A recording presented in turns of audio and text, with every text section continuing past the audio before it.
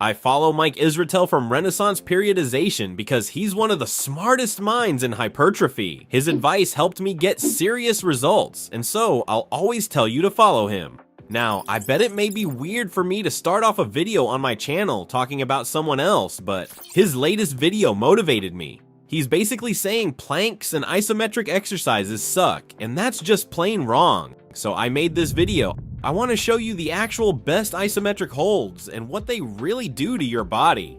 I can't wait to tell you about number 3, but let's dive in with the first isometric hold, wall sits. Here's something I genuinely believe. You don't need a barbell to build legs that hold your weight and your life together. You just need a wall and the will to stay put.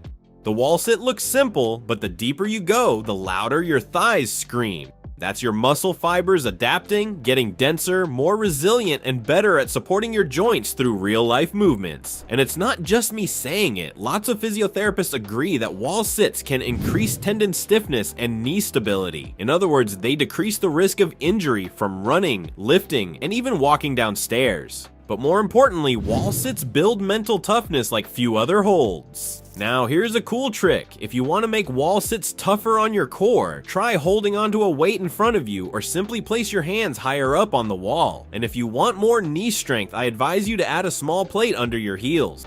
Still think you need a gym membership? Stick around because this next move works the muscles you can't afford to ignore. I'm talking about the plank, which in my view is like the espresso of strength training. Small, intense, and wildly underestimated. Hold it right and it recruits your entire anterior chain. I'm talking about your deep core, shoulders, and chest. It also activates your glutes and teaches your body how to brace under tension. That means fewer back spasms from sleeping wrong, fewer injuries when you lift, and a spine that's protected like it's wearing armor. And here's something Mike Israetel might have overlooked. Stuart McGill, a world-renowned lecturer and expert in spine function, injury prevention, and rehabilitation, actually loves planks. His book on low back disorders explains how planks, in fact, outperform crunches and sit-ups in improving spinal stability. He also says planks reduce injury risk during compound lifts. Basically, planks actually build a torso that keeps you upright at 80, which you can't actually say about crunches. And if you think your plank is solid or it's become too easy, try an ab wheel rollout hold. To do this, roll out as far as you can without letting your spine sag or your ribs flare, then hold. Every muscle in your midsection will scream for mercy while your lats, shoulders, and even hip flexors join the party. I love this move because it trains anti-extension strength, which is your body's ability to resist dangerous spinal collapse under pressure. This exact skill protects your back during deadlifts, squats, and real life. Now, let's flip to the other side because your glutes are waiting. A lot of people think glutes are just for aesthetics, but I'm gonna tell you the honest-to-goodness truth. Weak glutes are behind most cases of lower back pain, poor posture, and unstable knees. That's why I want to show you the glute bridge hold, your antidote to desk body syndrome.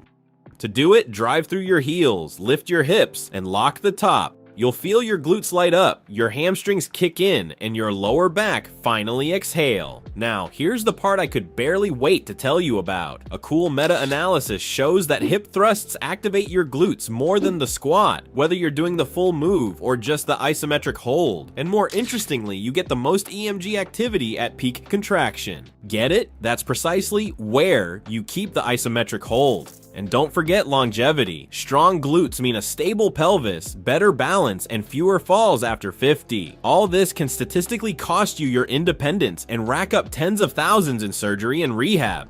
Next up, I'll show you an ancient test of strength. It's one that trains your whole body just to sit. I'm talking about the L-sit, which is pure body control. You're floating, legs locked out in front, core tight, arms straight, shoulders depressed. It looks simple until you try holding it for more than 5 seconds. And here's what's actually happening under the hood. Your hip flexors, quads, and deep core muscles are maxed out, trying to keep your legs parallel to the ground. Meanwhile, your triceps and scapular stabilizers are working overtime to hold your body up. This is one of the few isometrics that trains your entire anterior chain from neck to knees. I'm telling you all this because real-world strength isn't just about lifting heavy. In my view, it's about owning your body in space. Gymnasts swear by L-sits for a reason. They build strength that translates to power, coordination, and injury-proof joints. And if you can't hold your own body upright, what business do you have pressing a barbell over your head? Last up, let me finish with the isometric push-up hold, where your ego goes to sweat. Because let's get one thing straight, holding the middle of a push-up is a full-on war. Your chest, triceps, front delts, and core are all lit up. Your elbows are bent, hovering just above the floor. Picture it, you're shaking, your breath's getting shallow, and yet you hold. This move helps you master control at your weakest point, where most people collapse or bounce. And that's where the magic happens. The isometric push-up teaches your body to generate power from stillness, improves joint integrity, builds tendon resilience, and hardens your stabilizers.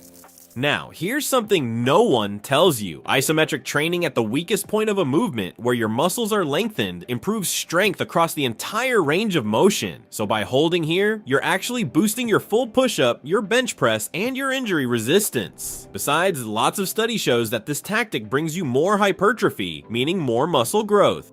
Let's also not ignore this. Explosive work causes the most stress on joints, especially for guys over 35. But isometrics build strength without wear and tear. So if you're tired of shoulder tweaks or elbow pain but still want to grow a powerful upper body, this is your move.